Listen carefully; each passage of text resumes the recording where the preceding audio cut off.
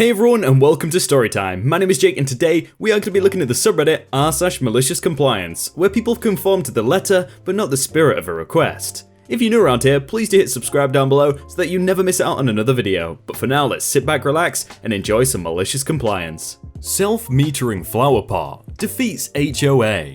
When I was in high school back in the late 90s, one of my teachers shared a story with the class in order to explain why we would have a substitute teacher in the next week. This is by far my favourite story in the vein of malicious compliance. My teacher was in his late 30s, married for only a couple of years, and over the summer he and his wife bought their first house together. As is typical, the house was in a development that had an HOA. While he wasn't thrilled at the idea of a meddling HOA, it is a necessary and unavoidable evil. He went through their CCRs with a fine-tooth comb and decided that while there was some stuff he wasn't a fan of, overall he could live with it. So they signed the papers and bought the house. About a week after they moved in, they get a non-compliance letter stating that the tree in their front yard was not an approved species and it must be removed. Problem is, the tree was native to that spot, was estimated at 80 to 100 years old, and was a pecan.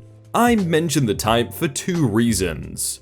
First, a pecan produces nuts, obviously, and that is why the HOA said it can't be in the front yard. After all, a lawnmower flings a rogue pecan through a neighbor's window, and there will be an issue. The second issue is that this was in Dallas, Texas area. The pecan is the state tree of Texas, and as such gets a little legal protection. Basically, to cut one down, you need to have a permit. To get that permit, you have to show the tree's diseased or a hazard. Just being in the way is not sufficient. My teacher is upset as the tree is large, provides a lot of shade, and he likes eating pecans. He writes back to the HOA, who turn a deaf ear and point to the CCR and refer him to their legal team for any further questions. He then contacts the county and state, who both come back with he can't remove the tree without a permit or he will face a large fine and/or jail. He copies that letter and sends it along with his own letter in a certified envelope to the HOA lawyers. The lawyers come back that the CCR is binding. He is not allowed to have fruit or nut producing trees in his front yard, but ornamental trees of flowers and flower pots, this part is important, are fine. If it isn't removed in 30 days, they will be fining him. At this point, he gets his own lawyer and turns it over to him. A couple of months go by and we are to the part of this story where he is explaining why there will be a substitute. He will be going to court to have a judge weigh in on the matter. The next week comes, and after the court hearing, he comes in and says that basically he lost, as the judge ruled the CCR did apply and the tree had to go. However, since it was a native tree at the time of development, the HOA would be responsible for all costs of removal, not him as the homeowner. Now, most people probably would have let it go at this point. Sure, you lost the tree, but it isn't costing you anything. Not my teacher. The man decided it was time to protest the overreaching HOA and their absurdity. So he got to reading. After going through the CCRs thoroughly, he took a trip to the Home Depot and bought some hose and a nicer Kohler toilet. He set the toilet up in the middle of the yard right where the tree had been and ran the hose and fittings to his outside faucet so that it was hooked up for water. Not hooked to a sewer, this is the front yard after all. He then dumped some potting soil in the bowl and planted some decorative flowers. It took a few weeks, but the non-compliance letter came in stating he had house waste in the front yard and it must be removed within 72 hours or he would be fined. He wrote back there was no house waste. They responded again and he stated they needed to come show him where this supposed waste was. The next day, an HOA guy comes out and points right at the toilet and says it cannot be there, it is an eyesore. My teacher responded, Sorry you feel that way about my self-watering flower pot, but I see nowhere in the CCRs that state what style of flower pot is or is not allowed. HOA guy gets verbally heated and threatens to call the cops, to which my teacher agrees. Having his bluff called, the HOA guy leaves. A week or so goes by and the class I am in is pestering our teacher every day for new stories on this. He said he got a letter from their lawyers, which he sent straight to his lawyer.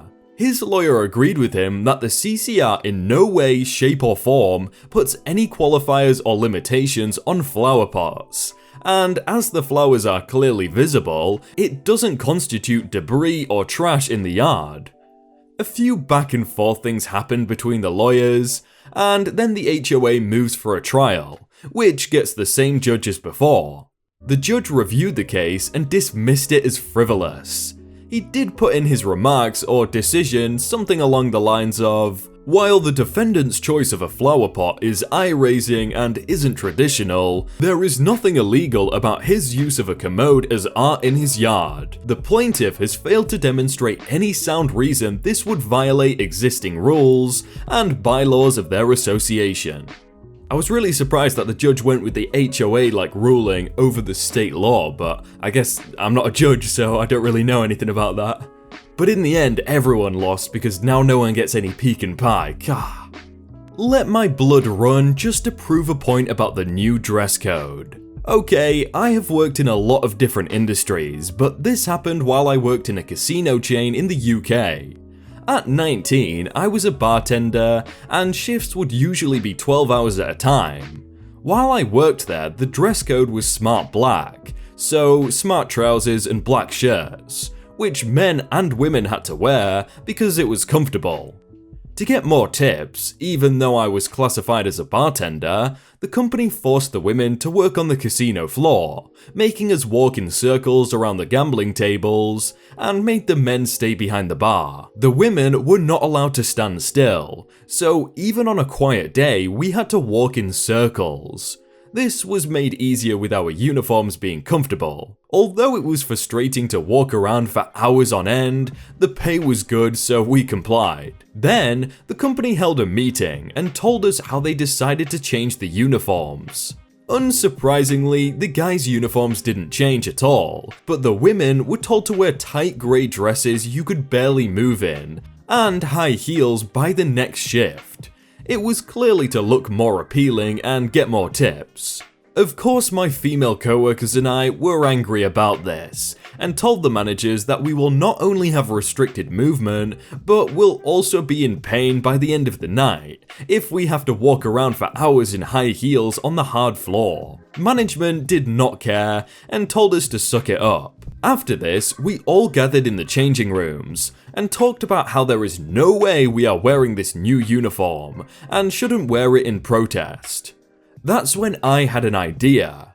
I suggested that my co-workers do what they have planned, and I will wear the new uniform because we needed to prove our point. After a long discussion and hesitation, they agreed and let me do it. The next shift, I walked in the building in the new uniform. My god, it was uncomfortable. The dress made it difficult to turn my body round, and bending over was nearly impossible.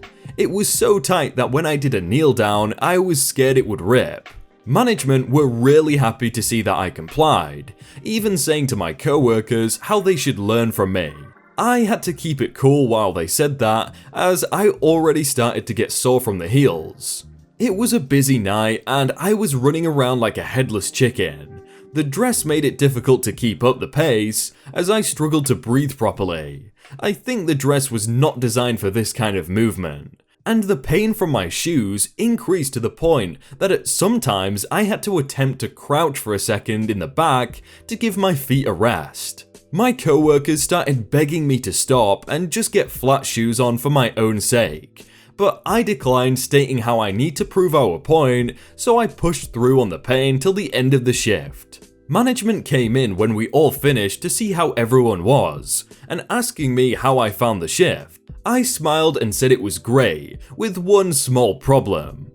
I removed my shoes for the first time in 12 hours, and stood in front of my managers mildly shaking. Their faces went from all smiles to shock when they looked at my feet to see my blood running on the floor from the open wounds on my heels. The injuries covered the entirety of my heels, with dried blood on the back of my shoes. They started telling me I should not have done that, and should have worn flat shoes. But I reminded them, saying, "But it's part of the new dress code. I had to wear high heels like you told me." As the injuries were exposed, I started to feel the pain intensify, but had to hold back tears, but my shaking got worse. They made me sit down and got the first aid kit for my feet, as I started to unzip the back of my dress, saying how hard it is to breathe.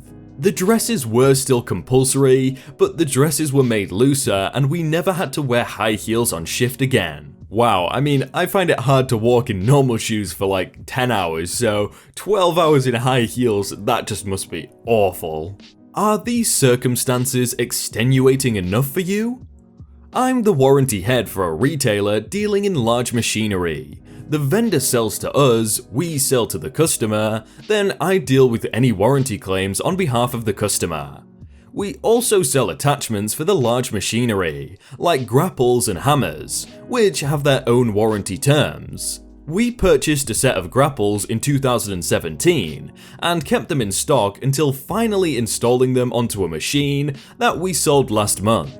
Immediately, they started having issues. No problem. We went out and replaced a $1,700 part that had failed. I submitted the claim to the grapple company. Unfortunately, the grapple company just got bought out by a different vendor, who is playing hardball, and my claim is denied. Technically, the grapple company only warranties their parts for 1 year from the ship date, not the install date. We keep a large stock count of their grapples as part of an unwritten agreement between our companies. The former owner was a personal friend of my company's owner. Maintaining our stock makes inventory easier for both of us, rather than having to place a rush order for each machine we sell. We make up a large portion of their yearly sales. I resubmit the claim requesting goodwill compensation, and I was denied again. I resubmitted a third time, detailing the understanding we had with the previous owners. The new warranty guy on their side sent me the response. Grapple Company understands the situation, but we aren't able to help. Our warranty guidelines are clear that no warranty will be considered if the terms have expired outside of the extenuating circumstances, and we require all retailers to follow those terms to the letter. If there are extenuating circumstances to this claim, please advise. Fine. $1,700 is not a truly significant amount of money, but this lack of warranty issue does promise to become much bigger as time passes, and could make it non-profitable to carry their bend. I make a recommendation to the head of sales, and he gives me authorization to throw my weight around. I email them back saying, "We appreciate you must follow warranty guidelines as written. We consider the extenuating circumstances to be the continued relationship between our two companies.